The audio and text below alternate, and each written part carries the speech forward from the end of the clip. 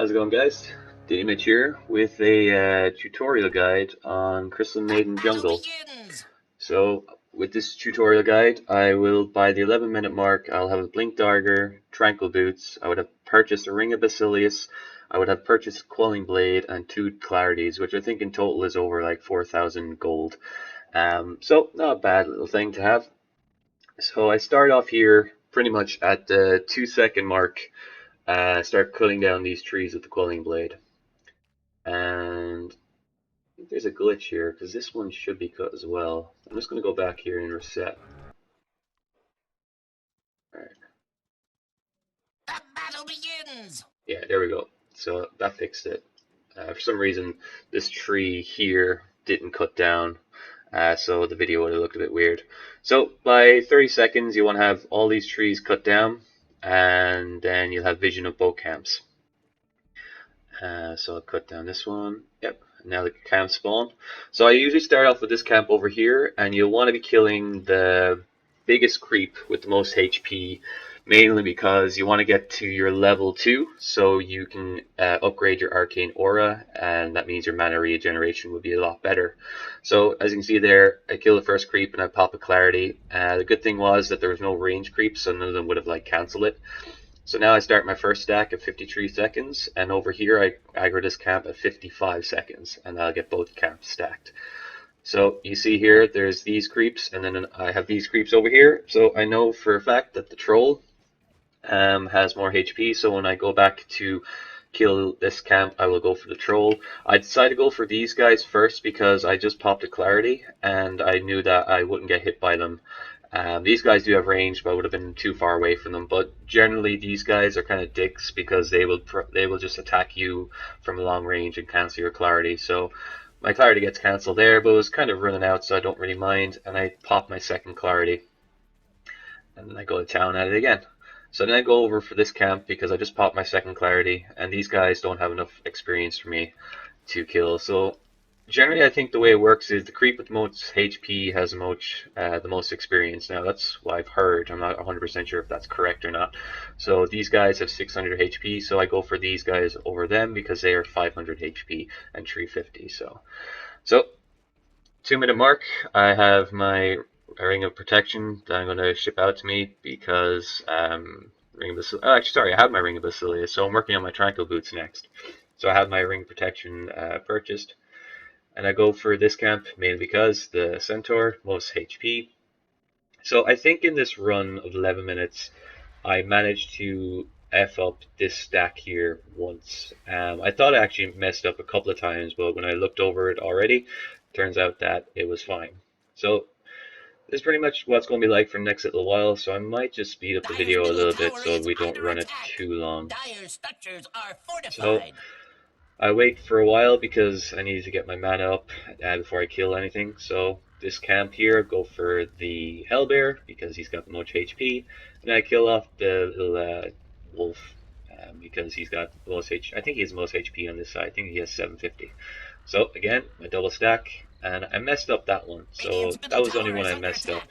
So if I didn't mess that up, I may have had the Blink Dagger. Well, actually no, I probably wouldn't have because it would have been still around the same time. Or maybe I would have saved myself 30 seconds. So, another stack. Now, what happens here at the 5-minute mark, these trees start to come back. So, you kill one creep from here, and then you work on cutting down these trees. You might get one more creep kill in. I nearly got that guy, and then I finished him off then afterwards. But I managed to get double stack. So sometimes you have to take risks and then they pay off, and then sometimes they don't. One of the biggest risks is if like you come here to your first stack and there's a mud golem. Now I didn't get a mud golem stack until the 8-minute mark, which was kind of nice, and I got very, very lucky with it.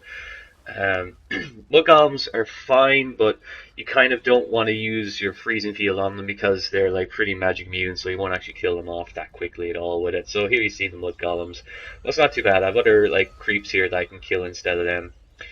So the best way to kill the mud golems obviously is probably with your ultimate.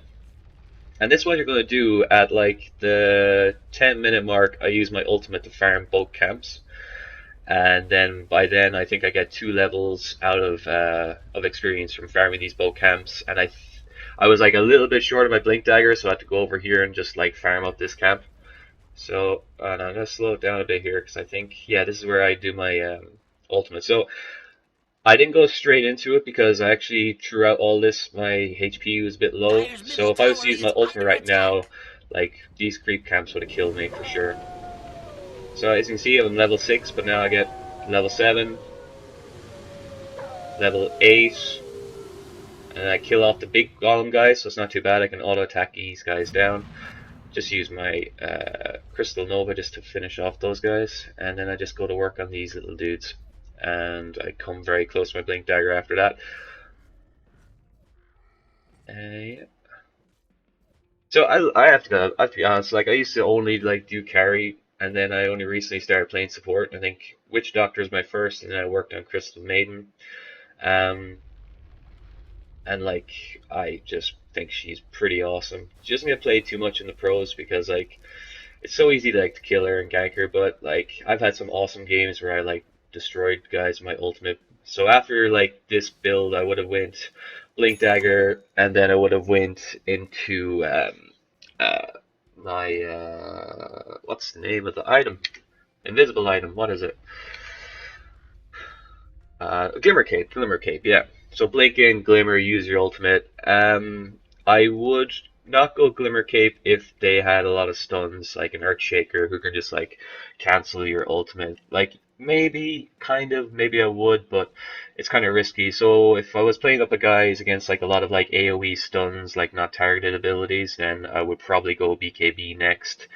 Um, and then that generally works out just fine. So BKB into Ags, and then Ags into Octarine. But I never, like, all the games I play with Crystal Maiden, like, I start building my Octarine. Either two things happen, we win or we lose. So we generally win, though. I think my win rate on there is quite high. But, yeah, so, like, that's Crystal Maiden Dire Jungle. This wouldn't work in the Radiant Jungle. Well, not anymore. Like, there was a pretty cool thing over here with these camps out back in the old patch where they were a bit closer.